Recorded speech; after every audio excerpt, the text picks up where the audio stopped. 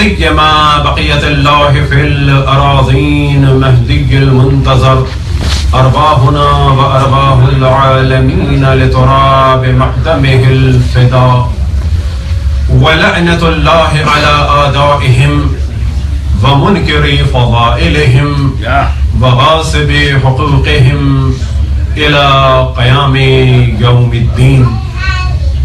وقال الله تعالى وهو أصدق القائلين قل لا أسألكم عليه أجرا إلا المودة في القربى صلوات. اللهم صل على محمد وآل محمد.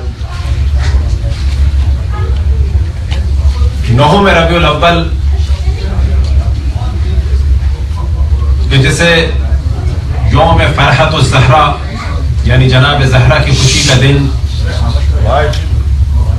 مومنین کے اعمال کی قبولیت کا دن اور دشمنان اہل بیت کی موت کا دن اور جناب سیدہ کی بددعا کی قبولیت کا دن اور ساتھ ہی امام زمان علیہ السلام کی امامت کا پہلا دن اور پھر آنے والا دن یعنی 10 ربیع الاول کہ جو عقد رسول اللہ صلی اللہ علیہ وآلہ وسلم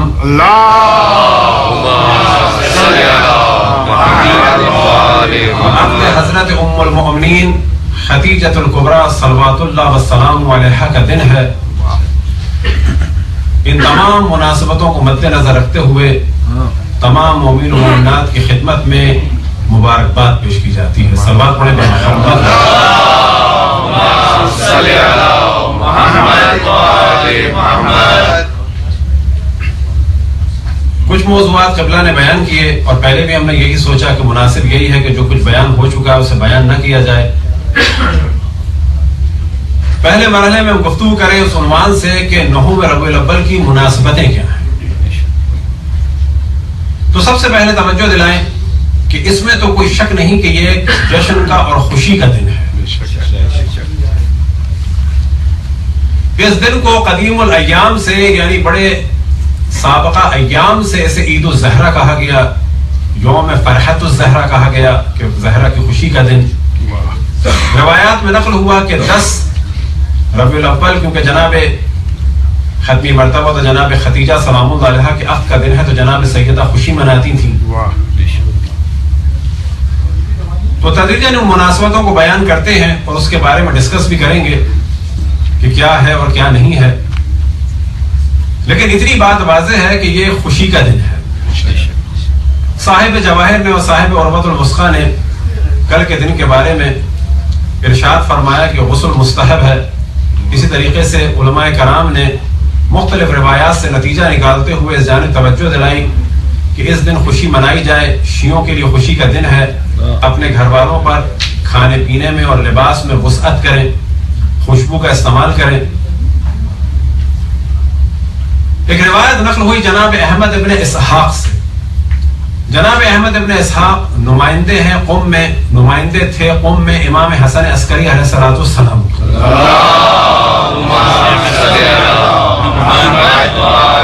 دو مومنین کے درمیان گفتگو ہوئی کہ 9 ربیع الاول آیا خوشی کا دن ہے یا نہیں ہے. تو وہ دونوں گئے جناب حضرت احمد ابن اسحاق سے ملنے کے لیے. تو ان کی خادمہ نے دروازہ کھولا اور کہا کہ وہ اس وقت اعمال عید میں مصروف ہیں.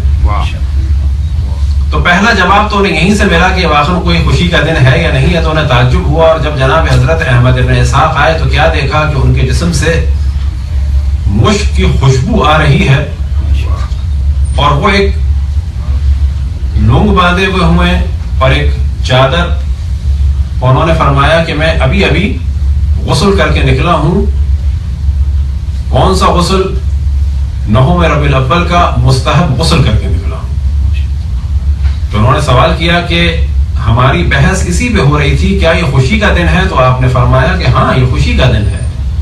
اور میں گیا امام حسن عسکری علیہ السلام کی خدمت میں. تو میں نے کیا دیکھا کہ امام کے ارد گرد اچھے کھانے ہیں اور خوشبو کو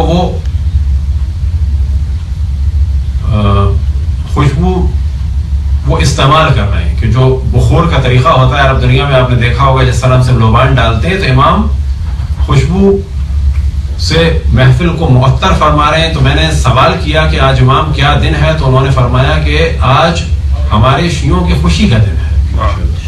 اور پھر انہوں نے فرمایا کہ جناب حذیفہ یمانی جب رسول اللہ صلی اللہ علیہ وآلہ وسلم کی خدمت میں ایک دفعہ حاضر ہوئے تو کیا دیکھا کہ مولا امیر المؤمنین و امام حسن امام حسین موجود ہیں اور یہ سب مل کے کھانا کھا رہے ہیں, اور اشرف الانبیاء نے امام حسن امام حسین کو اور خود جناب حذیفہ یمانی اور مولا امیر المؤمنین سے فرمایا کھاؤ, اور پھر امام حسن امام حسین کو مخاطب کر کے ارشاد فرمایا کہ آج تمہاری ماں کی دعا بد دعا کی قبولیت کا دن ہے, تم لوگوں کے دشمن کی موت کا دن ہے.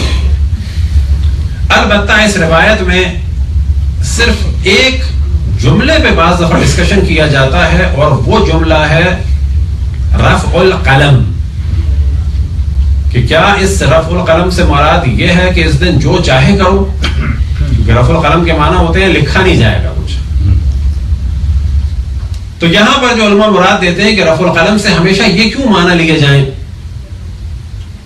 کہ جو چاہے گناہ کرو, بلکہ اس سے مراد یہ بھی ہو سکتی ہے, اور صرف اسی ایک جملے کے تحت گفتگو کی جاتی ہے کیا یہ حدیث صحیح ہے یا نہیں ہے. لہذا بعض علماء کہتے ہیں رفع القلم سے مراد یہ ہے کہ جو گناہ نادانستہ طور پہ ہو جائیں تو خداوند تبارک و تعالیٰ انہیں معاف فرمائے گا, یا یہ کہ اس دن توبہ جلدی قبول ہوگی.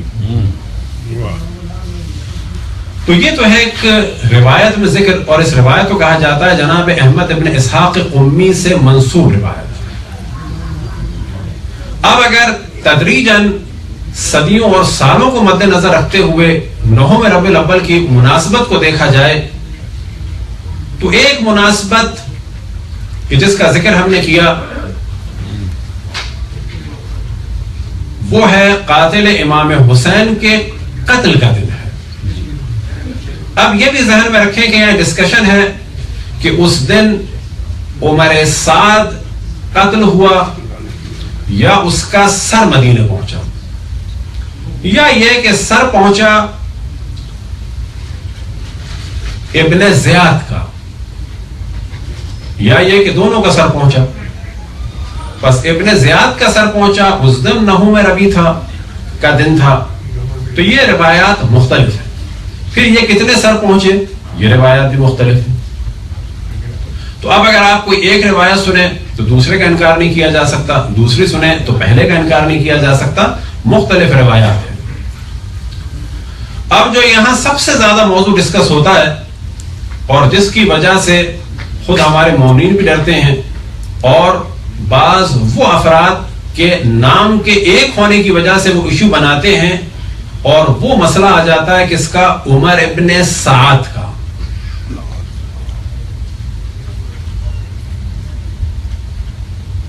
تو وہ لوگ یہ کہتے ہیں کہ تم لوگ خوشی مناتے ہو عمر ابن خطاب کے قتل. گو کے بعض جگہ نہوم ربیع کی تاریخ بیان ہوئی, لیکن جو مصدقہ قول ہے وہ ہے 26 ذی الحج یا زیادہ سے زیادہ 29 ذی الحج. اور ان کے قتل کا تعلق بظاہر جو ہے اگر تاریخی کتابوں سے دیکھا جائے سوائے ایک آدھ قول کے کہیں بھی نہوم ربیع سے نہیں, ربیع الاول سے نہیں ملتا, مگر یہ کہ نام ایک ہے. تو یہاں پر ضروری ہے کہ عمر ابن خطاب اور عمر ابن سعد کو الگ الگ پہچانا جائے اور ہم ان کو پہچانوائیں کہ یہ الگ موضوع ہے وہ الگ موضوع ہے.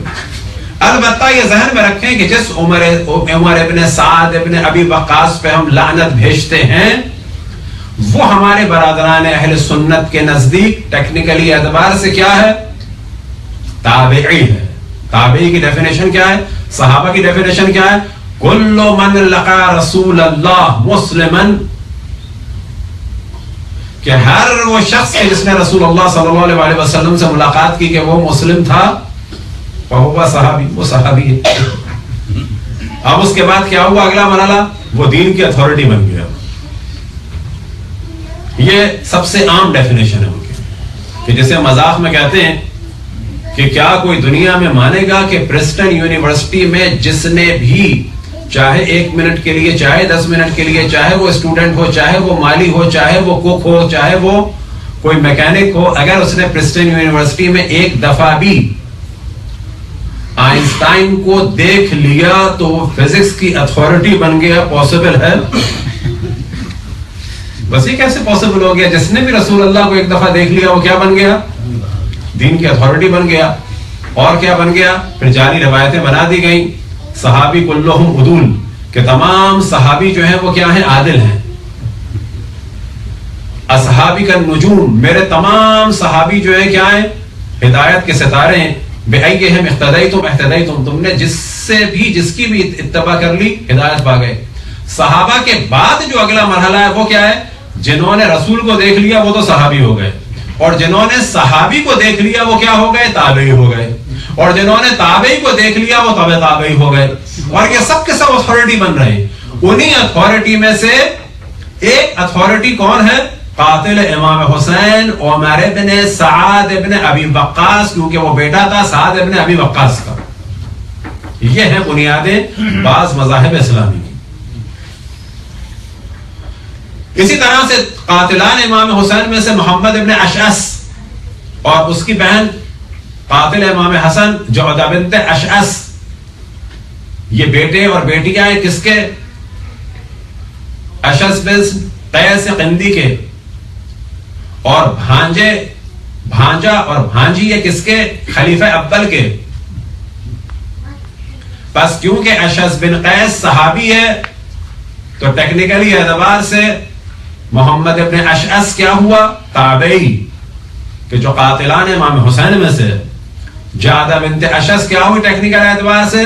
تابعیہ ہوئی، کہ جو قاتلہ نواسہ رسول۔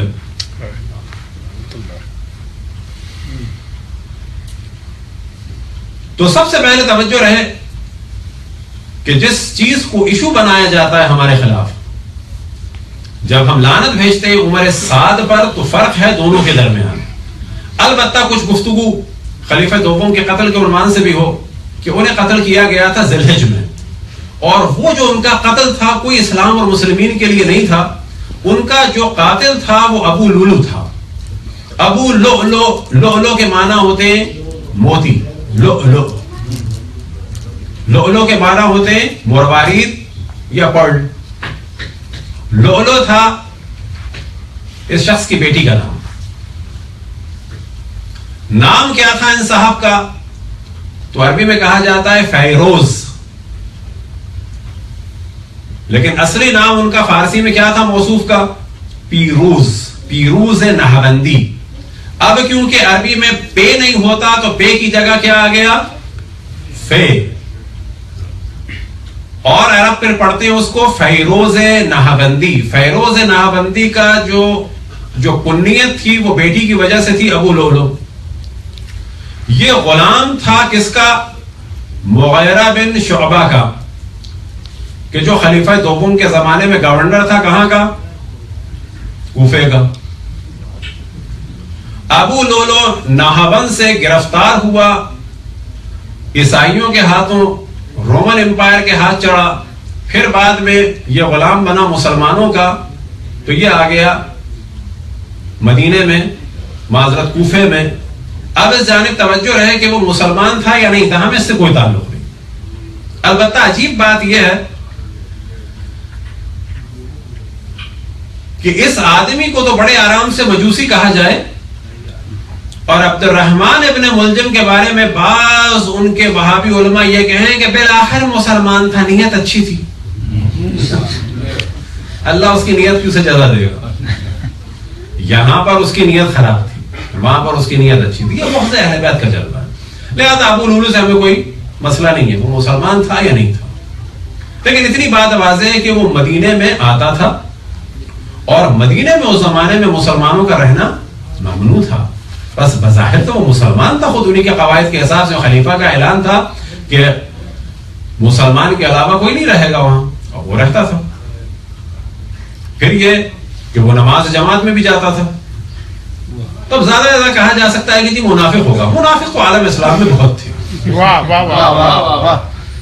مثال کے طور پر آخر زمانے کا سورہ ہے سورہ برات، اور اس میں اشرف الانبیاء کو واضح خداوند تبارک و تعالیٰ کا حکم ہو رہا ہے اور انڈیکیٹ کیا جا رہا ہے، توجہ دلائی جا رہی ہے وَمِمَّنْ حَوْلَكُمْ مِنَ الْأَعْرَابِ مُنَافِقُونَ، کہ اے میرے حبیب تمہارے ارد گرد جو یہ آراب ہیں، جو بدو ہیں، جو دیہاتی ہیں، ان میں منافق ہیں۔ وَمِنْ أَهْلِ الْمَدِينَةِ مَرَدُوا عَلَى النِّفَاقِ، اور اہل مدینہ میں ایسے لوگ ہیں جو اپنے نفاق میں بڑے شدید ہیں، بڑے مزے میں ہوئے ہیں، بڑے پالش قسم کے منافق ہیں۔ اب یہ آخر زمانے میں اللہ سبحانہ و تعالیٰ اشرف الانبیاء کو خبر دے رہا ہے منافقوں کے بارے میں، لیکن جیسے ہی اشرف الانبیاء دنیا سے کہیں کیا ہو گیا؟ جس نے بھی اشرف الانبیاء کو دیکھا وہ صحابی ہو گیا، اور ہر صحابی عادل ہو گیا۔ قرآن کیا کہہ رہا ہے کہ بدوؤں میں مدینے کے ارد گرد بھی منافق ہیں، اور خود مدینے میں منافق ہیں جو بڑے مزے میں ہیں، لیکن اشرف الانبیاء کی دنیا سے جاتے ہی سب کے سب کیا ہو گئے؟ سب کے سب اتنے اچھے ہو گئے، اتنے الفا اور اعلیٰ ہو گئے کہ کسی کی بھی آپ افتتاح کر لیں جنت میں جائیں گے۔ تو ہمیں کوئی غرض نہیں کہ ابو لولو کیا تھا اور کیا نہیں تھا، لیکن یہ یاد رکھیں کہ جب ابو لولو کا اختلاف تھا خلیفہ دوم سے تھا، وہ تھا مغیرہ ابن شعبہ کی وجہ سے۔ مغیرہ ابن شعبہ ابو لولو سے بہت پیسے مانگتا تھا، اس پیسے کے بھی فگر بیان ہوئے، اس سے بھی ہمیں کوئی مطلب نہیں کتنے مانگتا تھا۔ یہ اصل میں چکی بنانے کا بھی ماہر تھا، اور رنگ و روغن کا بھی ماہر تھا، اور اچھا ٹیکنیکل قسم کا کارپینٹر تھا، اور باقاعدہ مغیرہ ابن شعبہ نے اجازت لی اسے کوفے میں لا کے رکھا جائے، جبکہ کوفے میں عربوں کا رہنا ممنوع تھا۔ اور بعد میں مغیرہ ابن شعبہ نے اس پر کہا کہ تم اتنا کماتے ہو، مجھے اتنے دیا کرو، اور یہ ابو لولو کے لیے مشکل کام تھا۔ اب جب مغیرہ ابن شعبہ نے خلیفہ سے کہا کہ اس کو بڑے ہنر آتے ہیں، اس کو مدینے میں بلائیں، اس کے معنی ہے کہ مسلمان ہی ہوگا بلاخر، یا یہ کہ ظاہر ہے جیسے کہ اور منافق تھے کہ یہ اندر سے کافر ہوگا اور بظاہر مسلمان ہوگا، ایسے بہت سارے لوگ تھے۔ اور بھیجا کیوں کہ یہ مسلمانوں کو کچھ سکھائے ٹیکنالوجی وغیرہ، لہذا یہ مدینے پہنچا، اور اس نے مغیرہ ابن شعبہ کے ظلم کا ذکر کیا کہ یہ مجھ سے بہت پیسے مانگتا ہے۔ خلیفہ نے مغیرہ ابن شعبہ کا پارٹ لیا اور اس کا ساتھ نہیں دیا، یہاں سے ایک بغض ڈیولپ ہوا، اور یہ چیز سبب بنی کہ اس نے خلیفہ کو قتل کر دیا۔ اصل تھا مسئلہ یہ۔ اب اس سے بھی ہمیں مطلب نہیں کہ وہ کون تھا، کیا نہیں، لیکن آپ کو توجہ دلائیں گے کہ جو آج کہا جاتا ہے اسلام اسلام اسلام میں دہشت گردی نہیں، اسلام میں دہشت گردی نہیں، تو اتنی بات واضح ہے کہ اسلام واقعی محمدی میں کہ جو بعد میں علوی جلوے کے ساتھ ظاہر ہوا، اس میں تو دہشت گردی نہیں ہے۔ اسلام محمدی علوی میں دہشت گردی نہیں ہے، لیکن اسلام کی بہت ساری صورتیں وہاں پر دہشت گردی ہے بھی اور تھی بھی۔ آج جو کہا جاتا ہے کہ دہشت گرد کا کوئی دین نہیں ہے، کیسے دین نہیں ہے؟ یہ سارے دہشت گرد بالآخر کسی ایک مکتبہ فکر کے ہیں۔ طالبان کون ہے بالآخر؟ شیعہ ہیں یا غیر شیعہ ہیں؟ پتہ نہیں، شیعہ نہیں۔ القاعدہ کون ہے؟ بوکو حرام کون ہے؟ IS کون ہے؟ النصرہ کون ہے؟ چیچینیا میں اسکول کو ڈائنامائٹ سے اڑانے والے اور تقریباً 183 بچوں کو ڈائنامائٹ سے قتل کرنے والے یہ ریاض الصالحین کون تھے؟ بالآخر مسلمان گھر میں پیدا ہوئے تھے۔ یہ تو یہ تصور کہ یہ مسلمان نہیں ہیں، مسلمان تو ہیں، لیکن ہاں اسلام واقعی نہیں ہے کہ جو اسلام واقعی محمدی اور علوی ہے۔ اب یہ ذہن میں رہے کہ اسلام واقعی اور اسلام غیر واقعی میں فرق تو ہے، اور یہ ہماری ذمہ داری ہے کہ اس کو بیان کریں۔ جو کچھ اہل بیت سے ملا وہ واقعی ہے، جو کچھ اہل بیت سے نہیں ملا وہ جعلی ہے، بلکہ بلا شک اس میں کوئی کمپرومائز نہیں۔ اب آپ کو تعجب ہوگا کہ جس طرح سے آج بے قصوروں کو مارا جا رہا ہے اور کہا جا رہا ہے کہ جی یہ مسلمان نہیں ہے، اور واقعا مسلمان نہیں ہے، عیناً تقریباً یہی کام کیا کس نے؟ خلیفہ دوم کے قتل کے بعد ان کے ایک بیٹے کا نام تھا عبید اللہ ابن عمر، ایک تھے عبداللہ ابن عمر اور ایک تھے عبید اللہ ابن عمر۔ عبید اللہ ابن عمر نے جب یہ کام ابو لولو نے انجام دیا تو لوگوں نے گھیرا، ابو لولو کو قتل کر دیا۔ اب یہ ڈسکشن ہوتا ہے کہ ایران میں ابو لولو کی قبر ہے، وہ بڑا بعید ہے، ممکن ہے کوئی اور فیروز ہو، اور بعض لوگوں نے اس کی قبر کو وہ سمجھ لیا۔ لیکن یہ بھی ذہن میں رہے کہ شیعوں کی جو پاور وہاں پر آئی ہے، جو آئی ہے ایران میں، وہ تقریباً علامہ ہلی کے بعد خدا بندے کے زمانے میں آئی ہے، 7ویں 8ویں ہجری میں۔ اگر یہ قبر وہاں پر تھی ابو لولو کی، کہ جو بعید ہے کہ وہاں پر ہو، کیونکہ تمام تواریخ میں یہ ہے کہ ابو لؤلؤ کو خلیفہ کے قتل کے بعد لوگوں نے قتل کر دیا، یا بعض جگہ بیان ہوا خود اس نے اپنے آپ کو قتل کر دیا. اب وہ کیسے ایران پہنچ جائے گی لاش، ظاہر کوئی تک نہیں بنتی. اور اس زمانے میں ظاہر کوئی شیعہ حکومت نہیں تھی. اب اگر وہاں پر ابو لؤلؤ کی قبر ہے تو اس زمانے میں تو خود اہل سنت کی حکومت تھی وہاں پہ. لیکن یہ بعید ہے کہ ایران میں کہا جائے کہ ابو لؤلؤ کی قبر ہے. جس موضوع کو ہم ڈسکس کر رہے ہیں وہ کیا ہے کہ عبید اللہ ابن عمر نے اپنے والد کے انتقام کے لیے اپنے لوگوں کے ساتھ مل کے 2 اور ایرانیوں کو مارا. ایک کا نام تھا ہرمزان اور ایک کا نام تھا جفینہ. اور مولا امیر المومنین نے اور اصحاب نے ڈسکس کیا کہ ابو لؤلؤ تو قاتل تھا، ان کو کیوں مارا تم نے، کس جرم میں مارا؟ اب یہ جواب دیا جاتا ہے کہ جی عبد الرحمن ابن ابو بکر نے کہا تھا کہ میں نے ابو لؤلؤ کو ان دونوں کے ساتھ ایک جگہ کل گھومتے ہوئے دیکھا تھا. یعنی جس کے ساتھ گھومتے ہوئے دیکھو اسے قتل کر دو، یہ دین ہے. چلے جی یہاں کا مسئلہ تو الگ ہو گیا. لیکن جو سب سے زیادہ عجیب بات ہے اور تمام کتب اسلامی تاریخ اسلامی میں بیان ہوئی کہ عبید اللہ ابن عمر نے اپنے والد کے قتل کے جرم میں ابو لؤلؤ مار دیا گیا، ان 2 کو مارا. چلیں یہ بھی الگ موضوع. لیکن سب سے عجیب بات یہ ہے کہ خود فیروز کی بیوی کو قتل کیا. کیا اسلام اجازت دیتا ہے کہ قاتل کی بیوی کو قتل کیا جائے؟ اور نہ فقط فیروز کی بیوی کو قتل کیا بلکہ لؤلؤ کو، یعنی جو فیروز کی بیٹی تھی، اور بعض جگہ تاریخ میں بیان ہوا کہ وہ نماز بھی پڑھتی تھی، قرآن بھی پڑھتی تھی، 7-8 سال کی بچی تھی، اس بچی کو قتل کر دیا. مولا امیر المومنین نے احتجاج کیا تیسرے خلیفہ سے کہ اس کا قصاص لیا جائے عبید اللہ ابن عمر سے. انہوں نے نہیں لیا قصاص. یہاں تک کہ جب مولا امیر المومنین کے پاس خلافت آئی تو عبید اللہ ابن عمر بھاگ گیا، معاویہ کے پاس چلا گیا، پھر جنگ صفین میں مارا گیا.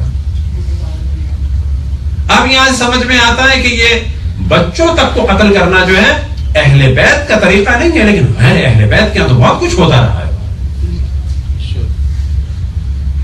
تو کہا جا سکتا ہے کہ دہشت گردی کی اگر تانے بانے آپ کو دیکھ رہے تو آپ کو جانا ہوگا اشرف الانبیاء کی شہادت کے بعد جو حالات بدلے. میں ہمیشہ چیز بیان کرتا ہوں کہ یہ جو ہم کہتے ہیں اشرف الانبیاء کے بعد حالات کیا ہوئے، تو بہت ہی واضح بیان کیا جائے کہ اشرف الانبیاء کے دنیا سے جانے کے بعد مسلمان 2 حصوں میں ڈیوائیڈ ہو گئے. امت 2 حصوں میں ڈیوائیڈ ہوئی، اصحاب 2 حصوں میں ڈیوائیڈ ہوئے. کن 2 حصوں میں؟ پرو اہل البیت اور اینٹی اہل البیت. اصل گیم یہاں تھا. یہ جو ہمیں کہا جاتا ہے ہم اصحاب کو نہیں مانتے، ہاں ہم ان اصحاب کو مانتے ہیں جنہوں نے بعد رسول اللہ اہل بیت کا ساتھ دیا. بالکل کلیئر بات. یہ جو ہمارے برادران اہل سنت کہتے ہیں کہ ہم تمام اصحاب کو مانتے ہیں، وہ غلط کہتے ہیں. وہ تمام اصحاب کو نہیں مانتے، وہ ان اصحاب کو زیادہ اہمیت دیتے ہیں یا ان کو مانتے ہیں کہ جو اینٹی اہل بیت تھے. کیا وجہ ہے کہ سپہ صحابہ خاموش تھی؟ حجر بن عدی یا حجر بن عدی کی قبر جو نصرہ فرنٹ اور ISI نے شام میں کھودی، کیا وہ صحابی نہیں تھے؟ ان کی قبر کو کھودا گیا. ایک قول یہ ہے کہ لاش کو نکال کے کہیں منتقل کر دیا، ایک قول یہ ہے کہ وہ لوگ قبر تک نہیں پہنچ پائے، لیکن بالآخر ان کی قبر کو منفجر بھی کیا، دھماکے سے ختم بھی کیا. تو سوال یہ پیدا ہوتا ہے کہ ساری دنیا میں صحابہ کا شور مچانے والوں کو حجر بن عدی کی قبر کا اور ان کی قبر کی توہین کا خیال کیوں نہیں آیا؟ وجہ کیا تھی کہ حجر بن عدی کو قتل کروایا تھا معاویہ نے، اور قید کروا کے بھیجا تھا کس نے؟ عبید اللہ. قید کروا کے بھیجا تھا زیاد ابن ابی ہند. ایک بڑا اچھا جملہ ہے، کچھ دن پہلے عرب ٹی وی پہ ایک عرب اسکالر کہ جو خود غیر شیعہ ہے، وہ کہہ رہا تھا کہ عجیب سی منطق ہے کہ اس طرح سے گفتگو کرتے ہیں کہ سیدنا حجر بن عدی رضی اللہ تعالیٰ عنہ کو قتل کروا دیا سیدنا معاویہ ابن ابو سفیان نے. وجہ یہ تھی کہ سیدنا معاویہ ابن ابو سفیان جو ہے انہوں نے حکم دیا تھا سیدنا علی ابن ابی طالب کو گالیاں دینے کا، اور حجر بن عدی سیدنا حجر بن عدی جو ہے وہ مخالف تھے. کیا بات ہے، جو گالیاں دے رہا ہے اس کو بھی رضی اللہ، جس پہ گالیاں پڑ رہی ہیں اس پہ بھی رضی اللہ، جو گالیوں سے روک رہا ہے اس پہ بھی رضی اللہ، پھر اس کو قتل کیا جا رہا ہے یہ بھی رضی اللہ، قاتل بھی رضی اللہ، مقتول بھی رضی اللہ.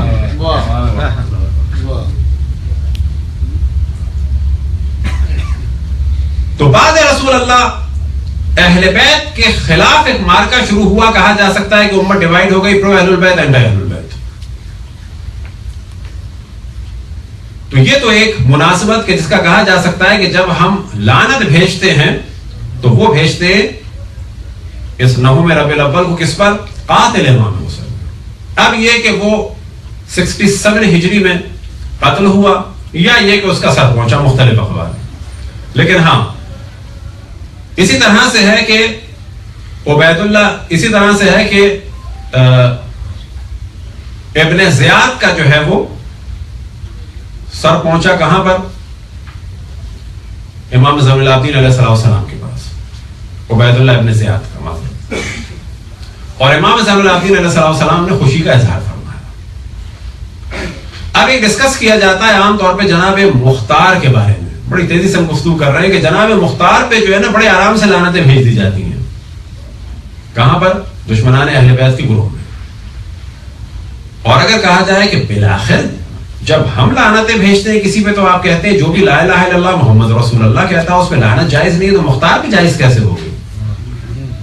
اچھا یزید جو ہے بالآخر مسلمان تھا، لہذا کیا فرماتے ہیں بعض لوگ کہ لعنت نہ بھیجی جائے. اچھا تو مختار بالآخر مسلمان نہیں تھے؟ فرق کیا ہے؟ فرق یہ ہے کہ یزید نے آل رسول کو قتل کیا لہذا وہ لعنت کے قابل نہیں ہے. مختار نے کیونکہ آل رسول کا انتقام لیا وہ لعنت کے قابل ہے. اتنی سی بات. اور قاتلان امام حسین میں جو اتنے اصحاب کے بچے تھے اور تابعی تھے انہیں قتل کیا، لہذا کیا ہوا اسے اس پہ لعنتیں بھیجی جاتی ہیں. کس پہ؟ جناب مختار پہ. اب یہ ذہن میں رکھیں کہ ایک بہترین پالیسی جو امام زین العابدین علیہ السلام نے، صلوات پڑھیں پر محمد والے، سوال کیا گیا جناب مختار کی تحریک کا. اب جناب مختار کی تحریک جو ہے 66 میں ابھری ہے. اس سے پہلے تبابین کی تحریک اٹھی، مختلف لوگ اٹھے اور مارے گئے، لیکن فائنلی جناب مختار اٹھے 66 میں. اور جب سوال کیا گیا امام زین العابدین علیہ السلام سے، اور سوال کرنے والے کون تھے؟ جناب محمد حنفیہ. اب یہ ذہن میں رکھیں کہ ائمہ کی پالیسی یہ تھی کہ امت کو ظاہر بچانا ہے، تو بعض احکام امام زین العابدین علیہ السلام کی زبان کے بجائے محمد حنفیہ کی زبان سے صادر ہو رہے تھے. اب جب جناب محمد حنفیہ نے پوچھا امام سے، یہی وجہ ہے کہ تاریخ میں کہا جاتا ہے کہ جو کچھ کیا مختار نے وہ امام زین العابدین سے نہیں پوچھا، محمد حنفیہ سے پوچھا، جبکہ جو محمد حنفیہ نے جو کچھ کہا وہ امام سے پوچھ کے کہا. لہذا روایت میں امام نے جو قانون بیان کیا ہے جس پہ ہمیں توجہ دینی چاہیے، اور وہ بہترین قانون بیان کیا ہے. امام فرماتے ہیں لو ان عبدا زنجیا تعصب لنا اہل البیت لوجب علی الناس موازرته. اگر ایک زنجبار کا سیاہ غلام بھی ہماری حمایت میں اٹھے تو عوام پر واجب ہے کہ اس کا ساتھ دیں. کیا مراد؟ کہ اگر اس وقت ہمارے انتخاب کے لیے مختار اٹھ رہا ہے ساتھ دیں. اور پھر فرمایا قد بلیتک یا قد بلیتک علی ھذا الامر فاصنع ما شئت. اے چچا میں آپ کو اس امور میں پورا اختیار دیتا ہوں، جو چاہے آپ کریں.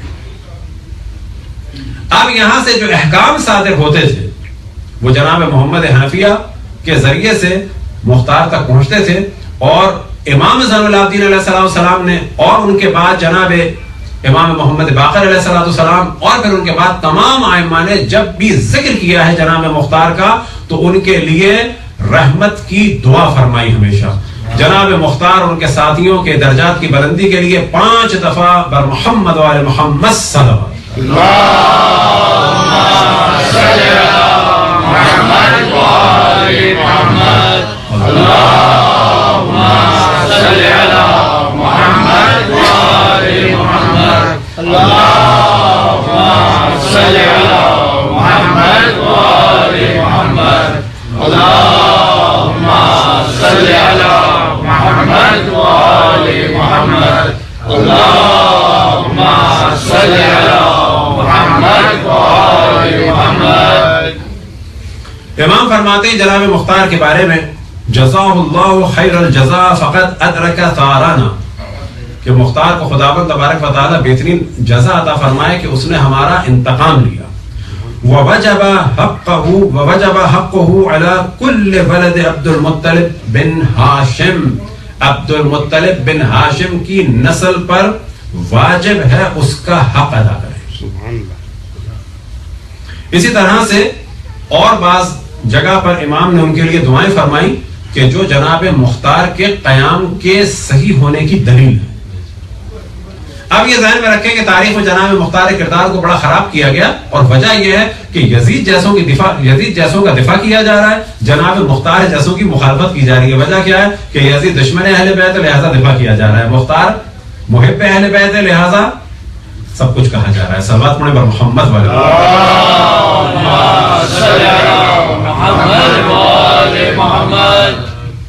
اب یہ جب سر پہنچے تو بعض جگہ بیان ہوا کہ اب آپ تصور کریں کہ 61 میں امام کی شہادت ہوئی ہے اور 66 یا 7 میں یہ سر پہنچے, اور اس دوران اہل بیت کے درمیان صرف عزاداری ہوتی تھی, گریہ ہوتا تھا. اور جب یہ سر آئے ہیں یا یہ کہ جب خبر ہوئی باس کی تو امام نے اس دن تبسم فرمایا اور یہ سوگ کا سلسلہ ختم ہوا. اسی طرح تاریخ میں تفصیل سے بیان ہوا اور اس سے جناب مختار کے کام کی تائید ہوتی ہے کہ جب مختلف افراد کو قتل کیا جا رہا تھا تو امام نے سوال کیا کچھ کوفے سے آنے والوں سے کہ حرملہ کا کیا ہوا, کہ مراد کیا ہے کہ اگر امام فیور میں نہ ہوتے ان لوگوں کے مارے جانے کے تو کیوں پوچھتے حرملہ کا کیا ہوا. اور جب انہوں نے کہا کہ ابھی تک نہیں پکڑا گیا تو امام نے فرمایا اللہم ازقہ حر الحدید, اللہم ازقہ حر الحدید, اللہم ازقہ حر النار, یا اللہ تو اسے لوہے کی سخت جو تیز دھار اور سختی ہے یا چبن ہے یا جو اس کا عذاب ہے وہ چکا, یا اللہ تو اس کو لوہے کا عذاب چکا, یا اللہ تو اسے آگ کا عذاب چکا معذرت. اب جب یہ پہنچے اور کہتے ہیں یہ صاحب کہ میں ملا کچھ دن کے بعد جا کے مختار سے, اور مختار نے کہا بھی کہ تم کہاں تھے. اسی دوران پتا چلا کہ جب ہم باہر تھے تو ایک دم سے پتا چلا کہ جی حرملہ کو پکڑ لیا, اور جیسے ہی حرملہ کو پکڑا تو جناب مختار نے حکم دیا کہ اس کے دونوں ہاتھ پاؤں کاٹو, دونوں ہاتھ کاٹو, دونوں پاؤں کاٹو اور اسے جلا دو. جیسے یہ سب کچھ ہوا تو یہ فرماتے سبحان اللہ, تو انہوں نے کہا کہ سبحان اللہ تم نے صحیح کہا لیکن ابھی کیوں کہا. اور ایک گھوڑوں پہ سوار تھے اور جیسے ہی بتایا جناب مختار کو کہ میں ابھی آ رہا ہوں, اور مجھ سے امام زین العابدین نے میرے سامنے یہ دعا کی تھی کہ یا اللہ تو اسے لوہے کا عذاب اور آگ کا عذاب چکا. تو جیسے ہی مختار نے سنا تو وہ گھوڑے سے اترا اور کہا کہ یا اللہ تیرا شکر ہے کہ تو نے میرے ذریعے سے علی ابن الحسین کی دعا کو قبول کروایا. سلام محمد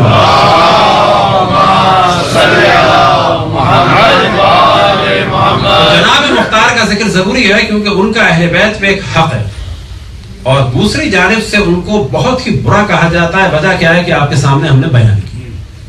یہ تو تھی ایک مناسبت ہے. اب جو ایک مناسبت ہے, اب یہ ذہن میں رکھیں کہ ان مناسبتوں کا تعلق الگ الگ صدیوں سے ہے, معذرت الگ الگ سالوں سے ہے. یہ جو ہم نے مناسبت بیان کی اس کا تعلق 67 یا 66 سے ہے, لیکن ایک اور مناسبت ہے, اس مناسبت کا تعلق ہے 260 ہجری سے, یعنی امام زمان علیہ السلام کی امامت سے اور امام حسن عسکری علیہ السلام کی شہادت سے, یعنی 260 ہجری کی جو 9 ربیع الاول تھی, اور شہادت امام حسن عسکری کا جو اگلا دن تھا وہ پہلا دن تھا امام زمان علیہ السلام کی امامت کا.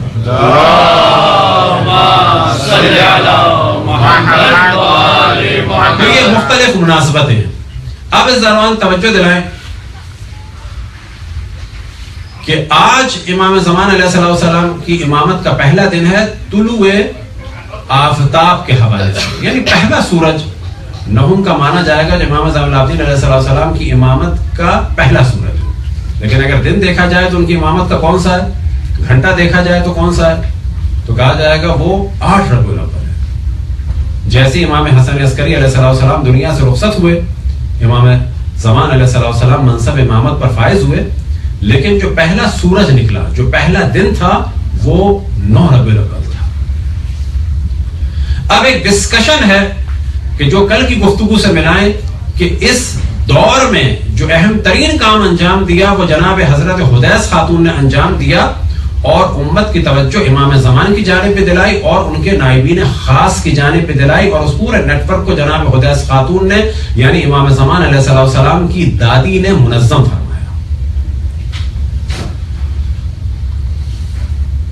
ایک سوال یہ پیدا ہوتا ہے کہ امام زمان علیہ السلام کی غیبت صغریٰ کی ابتدا کیا ہے؟ تو دو قول ہیں۔ ایک قول یہ ہے کہ جب سے آپ پیدا ہوئے اسی وقت سے غیبت صغریٰ تھی، اور ایک قول یہ ہے کہ جب امام حسن عسکری علیہ السلام کی شہادت ہوئی اس کے بعد نماز جنازہ کے بعد سے جو ہے وہ غیبت صغریٰ شروع ہوئی۔ تو جناب علامہ شیخ مفید فرماتے ہیں کہ ان کی غیبت تو ولادت کے ساتھ ہی شروع ہو گئی تھی کیونکہ لوگوں کے سامنے نہیں تھے۔ اب اگر ولادت سے غیبت کو مانا جائے تو وہ بن جاتے 75 ایئر، اور اگر امام حسن عسکری علیہ السلام کی شہادت سے مانا جائے تو وہ بن جاتے 69 ایئر۔ یہ ایک واضح فرق ہے، بس کون سا اسٹارٹنگ پوائنٹ ہے غیبت صغریٰ کا، یہ ایک ڈسکشن ہے۔ اب غیبت صغریٰ ختم کہاں پہ ہوئی اور غیبت کبریٰ شروع کہاں سے ہوئی؟ تو جو بعض کیلنڈر ہمارے یہاں چل رہے ہیں ان میں غلط تاریخ ہے 10 شوال، یہ بالکل غلط ہے۔ امام زمان علیہ السلام کی غیبت صغریٰ کا اختتام ہوا 15 شعبان 329 ہجری کہ جب ان کے چوتھے نائب جناب حضرت علی بن محمد سمری کی وفات ہوئی۔ جیسے ہی وفات ہوئی غیبت صغریٰ ختم ہو گئی اور فوراً غیبت کبریٰ شروع ہو گئی، اور تاریخ کیا تھی؟ 15 شعبان 329 ہجری۔ لہٰذا یہ کہنا کہ 10 شوال تو یہ املا کی غلطیاں ہیں۔ ابھی کس طرح کی غلطیاں ہوئی، کیا ہوا؟ تو یہ اگر بورڈ ہوتا سمجھاتے تھے، کیونکہ اردو میں جس کو ہم عربی میں 10 لکھتے ہیں وہ در حقیقت 10 ہوتا ہے ایک اور ڈاٹ، نہ کہ سرکل، اور 15 جو عربی میں لکھا جاتا ہے وہ ایک اور ایک سرکل ہوتا ہے، سرکل جو ہے وہ 5 ہوتا ہے۔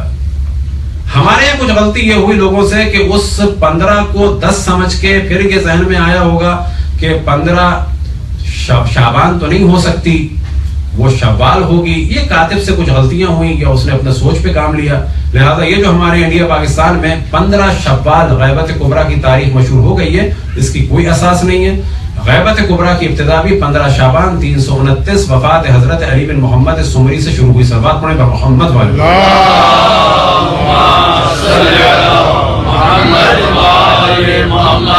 اب امام زمان علیہ السلام کی امامت کہ جس کی وجہ سے ساری دنیا میں اسلام کا غلبہ ہوگا اور آپ ہی انتقام لیں گے تمام معصومین کے خون کا، لہذا یہ امامت خود جناب سیدہ کی خوشی کا سبب ہے، اور ایک توجہ جو کی جاتی ہے اسی وجہ سے کہا جاتا ہے عید الزہرا،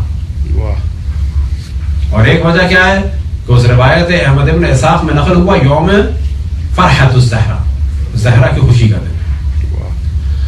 10 ربیع الاول کے حوالے سے ڈسکس کریں کہ عالم اسلام میں بڑا شور ہے کہ جی شادی مستحب ہے، کس دن، کس مہینے میں؟ شوال کے مہینے میں۔ وجہ کیا بیان ہوتی ہے کہ اشرف الانبیاء کا نکاح ہوا حضرت عائشہ کے ساتھ، بس شادی مستحب ہے کس میں؟ شوال میں۔ تو کہا جائے گا کہ حضرت عائشہ کی شوال میں رسول اللہ کے ساتھ ہوئی، رسول اللہ کی تو شادیاں مختلف دنوں میں ہوئی، بس ان دنوں میں کیوں نہیں مستحب؟ کیا سارا اسلام جو ہے شادی کے اعتبار سے اس شادی سے ریلیٹڈ ہے؟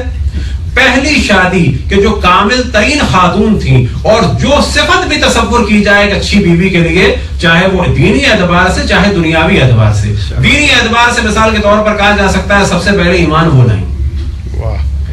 اسی طرح سے بیوی کی خصوصیت کیا ہو سکتی ہے؟ پہلی بیوی ہونا تو وہ تھی۔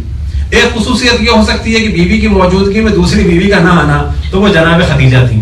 ایک خصوصیت یہ ہو سکتی ہے کہ سب کچھ بیوی اپنا مال لٹا دے شوہر پہ، تو وہ صرف جناب خدیجہ نے کیا۔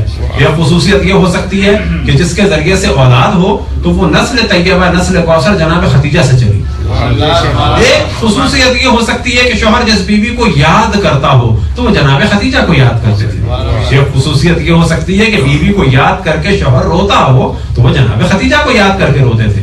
البتہ روتے تھے اور بھی وجوہات کی بنا پہ تھے, بعض کی اذیت کی وجہ سے, لیکن یاد کر کے روتے تھے جناب خدیجہ کو. اتنی محبت تھی کہ جب بھی جانور ذبح کرتے تھے تو ایک حصہ جو ہے کہتے تھے کہ یہ خدیجہ کی سہیلیوں کا ہے.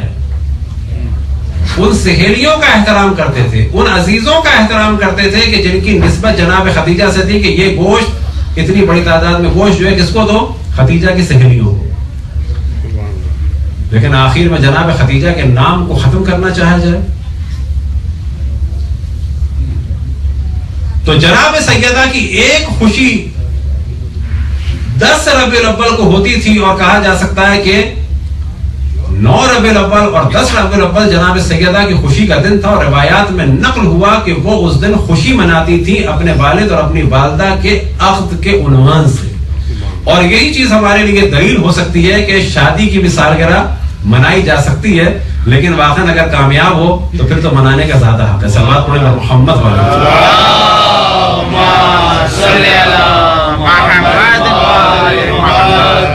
اب ان سارے کیونکہ موضوعات کو بیان کر دیا, لیکن جو اہم ترین موضوع ہے وہ امام زمان علیہ السلام کے ظہور سے ریلیٹڈ ہے.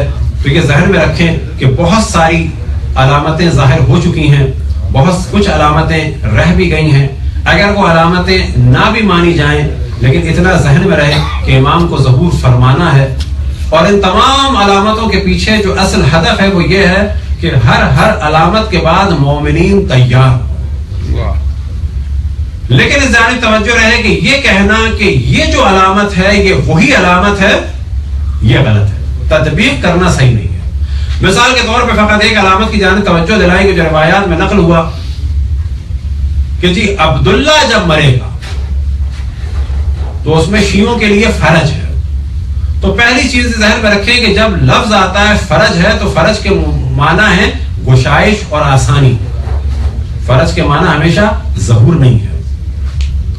لیکن اگلا سوال یہ ہوتا ہے کہ وہ عبداللہ آیا یہی ہے کنگ عبداللہ آف آل سعود یا کوئی اور عبداللہ بھی ہو سکتا ہے, تو تطبیق کی اجازت نہیں ہے. ممکن ہے یہ ہو, ممکن ہے کوئی اور. لیکن ہم یہ سوچ سکتے ہیں کہ اگر یہ ہوا تو بہتر ہے ہم تیار ہوں, اور اگر یہ نہ ہوا تو بھی بہتر ہے کہ ہم تیار ہو جائیں. لیکن یہ کہنا کہ یہی وہ عبداللہ ہے اور اب ظہور ہونے والا ہے, یہ کام قطعاً مناسب نہیں. بس روایت میں نقل ہوا کہ بنی فلان کا جب عبداللہ مرے گا تو اس میں شیعوں کے لیے فرج ہے. شیعوں کے لیے فرج ایسے کیا مراد, شیعوں کے لیے امید ہے, آسانی ہے. پھر اس کے بعد کیا ہوگا کہ یہ حکومت سالوں کے بجائے مہینوں اور دنوں میں بدل جائے گی, اختلاف ہوگا اور یہ آپس میں تقسیم ہو جائے گی. تو ممکن ہے کہ ان کے درمیان اختلاف ہو اور یہی وہ علامت ہو کہ جس کے بعد زمین ہموار ہو ظہور کے لیے. اور ممکن ہے کہ کوئی اور عبداللہ ہو, کوئی اور زمانہ آئے, ممکن ہے 2 سال لگیں, ممکن ہے 20 سال لگیں, ممکن ہے 200 سال لگیں, لیکن اصل چیز یہ ہے کہ ہم اہل بیت اس سے وابستہ ہیں. اس زمانے کے حوالے سے ایک روایت امام زین العابدین علیہ السلام کی آپ کی خدمت میں عرض کریں. اس کے